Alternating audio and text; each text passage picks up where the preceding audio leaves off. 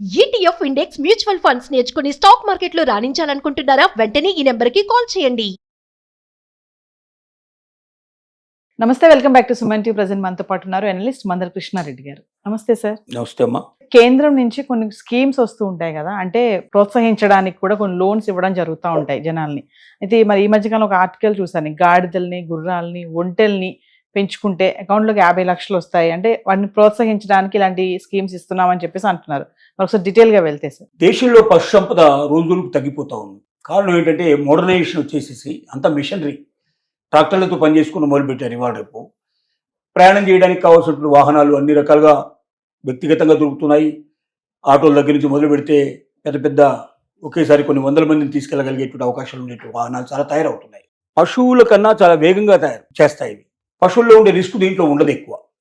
కాబట్టి పశువులను మెల్లమెల్లగా తగ్గించుకుంటూ మెకనైజ్ సిస్టంలోకి ఎక్కువగా వెళ్ళిపోతున్నారు, మోడర్నైజేషన్ సిస్టంలోకి వెళ్ళిపోతున్నారు. దీనివల్ల పశు సంపద తగ్గిపోతుంది.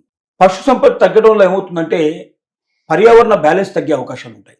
ఎందుకంటే పశువులు అనేటువంటివి అవి మేత మేయటం వల్ల భూమి మీద వచ్చేటువంటి అనేక ప్రకృతి పరంగా వచ్చేటువంటి చెట్లని వాటిని అన్నిటి కూడా ఎప్పటికప్పుడు తీసేసుకోవడం వల్ల మళ్ళీ తిరిగి గుల్లబారి మళ్ళీ భూమి మొలకెత్తడానికి వీటికి అవకాశాలు కల్పించబడుతుంది. రెండోది ఏమవుతుందంటే అవి ఇచ్చేటువంటి పాలు, వాటికి సంబంధించిన మళ్ళీ ఇవన్నీ కూడా మంచి పౌష్టికమైన ఆహారం కింద అందరికి ఉపయోగపడతాయి. ఒంటె పాలకు ఎంత డిమాండ్, గాడిద పాలకు ఎంత డిమాండ్ అంటే గాడిద పాలు లీటరు 1000 నుంచి 10,000 రూపాయలు అమ్మినటువంటి పరిస్థితులు కూడా ఉన్నాయి.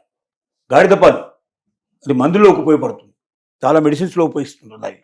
కాబట్టి మరి గాడిద పాలు అంత కాస్ట్లీగా ఉంటాయి, గాడిదకి అంత విలువ ఉందని చెప్పి మనకు కూడా తెలియదు. చాలా మందికి ఈ విషయాలు తెలియదు. అందుకే కేంద్ర ప్రభుత్వం ప్రస్తుతానికి ఏం డిసైడ్ చేసిందంటే గాడిదలు, గుర్రాలు, ఒంటెలు ఇలా కొన్ని పశువులకు సంబంధించిన విషయం విభజన చేసి వీటి సంతతి మరింత తగ్గిపోతుంది. ఈ తగ్గిపోయే సంతతిని పెంచాలంటే వీటికి ప్రోత్సాహాలు కావాలనే ఉద్దేశంతో 50% సబ్సిడీ ఇచ్చేందుకు సిద్ధపడింది. అంటే ఒక గాడిద కాస్టు 5,000 ఉందని అనుకుందాం లెక్క ప్రకారంగా. 5,000లో 2,500 గవర్నమెంట్ ఇస్తుంది. అలాగే ఒక ఒంటెకి 10,000 అయింది అనుకుందాం, దాంట్లో 5,000 రూపాయలు గవర్నమెంట్ ఇస్తుంది. ఈ 5,000 తిరిగి కట్టాల్సిన అక్కర్లే, ఇది సబ్సిడీ రూపంలో వస్తుంది. దీనికి విధానం ఏం పెట్టారంటే మినిమం 50 పశువులను కొనాలి కంపల్సరీగా. 50 గాడిదలు, 50 ఒంటెలు, 50 గుర్రాలు, ఏదైనా ఒక 50 కనీసం మినిమంగా పెట్టాలి. మినిమం పెట్టినప్పుడు ఏమవుతుందంటే దీనికి ప్రాజెక్ట్ రిపోర్ట్ తయారు చేసేసి బ్యాంకు ద్వారా డబ్బు తీసుకొని బ్యాంకు ద్వారా శాంక్షన్ లెటర్ ఇవ్వాలి. శాంక్షన్ ఇచ్చిన తర్వాత 50% అప్పుడు ఏం చేస్తుందంటే మనం మిగతా 50% మనం కట్టి తీసుకోవడానికి సిద్ధపడ్డప్పుడు, అంటే బ్యాంక్ లోన్ మనకు వచ్చిందిగా లెటర్ ఇచ్చినప్పుడు ఆ 50% బ్యాంకు కడతారు గవర్నమెంట్, సెంట్రల్ గవర్నమెంట్. మనకి ఇవ్వదు డైరెక్ట్గా డబ్బులు, బ్యాంక్ ఇస్తారు. అది కూడా క్రమ పద్ధతిలో ఇస్తారు. అంటే మంత్లీ ఇంత చొప్పున ఏ రకంగా కావాలో వాళ్ళ రకంగా పే చేసుకుంటూ పోతారు. ఇన్స్టాల్మెంట్ అంటే మనకు 50%లో వస్తుంది. ఎవరైనా స్కీమ్ కింద అప్లై చేసిన వాళ్ళకి 50%. అంటే ఒక గాడిద ఖరీదు కానీ, లేకపోతే ఒక ఒంటె ఖరీదు కానీ, ఒక గుర్రం ఖరీదు కానీ తీసుకుంటే దాంట్లో 50% తక్కువ రేట్లో సగానికి సగం తగ్గిపోయి మనకు మిగతా దాంట్లో వస్తుంది. మనం ఏంటంటే డబ్బులని ఒకేసారి మన చేతికి వస్తే దాన్ని అమ్మేసుకొని ఆ డబ్బులు తీసేసుకొని పారిపోయే అవకాశాలు ఉంటాయి. కాబట్టి అలా చేయకుండా మనం ఇన్స్టాల్మెంట్ కట్టినప్పుడు ఆ ఇన్స్టాల్మెంట్తో పాటుగా వాళ్ళది కూడా డబ్బులు వచ్చి అక్కడ చేస్తాయి.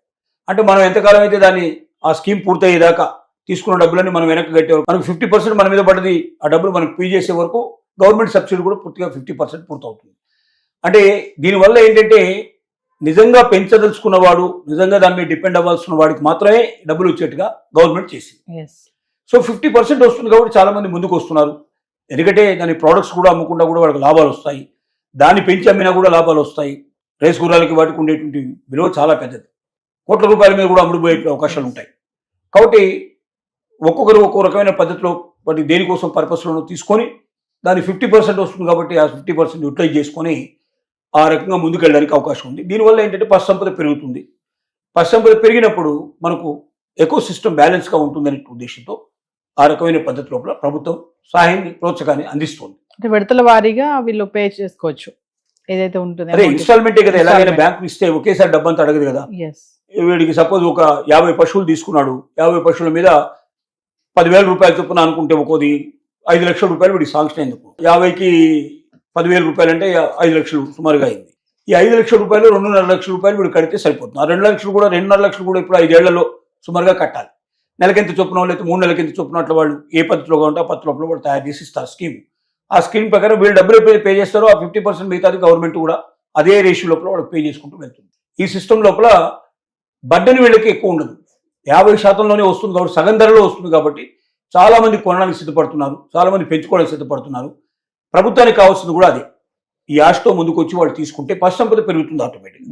పశు సంపద పెరిగినట్టయితే అది వాళ్ళకి జీవ వైవిధ్యం అంటారు, ఈ వైవిధ్యం కరెక్ట్గా ఉండేట్టుగా కూడా మెయింటైన్ చేయడానికి అవకాశం ఉంటుందని ఉద్దేశం. అంటే ఇలాంటి పథకాలు రావడానికి కూడా ఎంకరేజ్ చేయడానికేనా సార్, అంటే కామన్ మ్యాన్? ఖచ్చితంగా ప్రభుత్వం ఏం చేస్తుందంటే దీని లోపల ఎక్స్పర్ట్స్ ఉంటారు, వాళ్ళంతా కూడా ఎకో సిస్టమ్ ఎట్లాగా ఉంది, ఏది తగ్గుతుంది, ఏది పెరుగుతుంది, బ్యాలెన్స్ ఎట్లా చేద్దాము, దేనికి లోపం ఉంది, దాన్ని ఎలా మనం పూరించాలి, ఎక్కడ సబ్సిడీ ఇస్తే, ఎక్కడ మనం ఎంకరేజ్ చేస్తే, ఎక్కడ ఏ రకంగా ఇస్తే వాళ్ళు ముందుకు వస్తారు.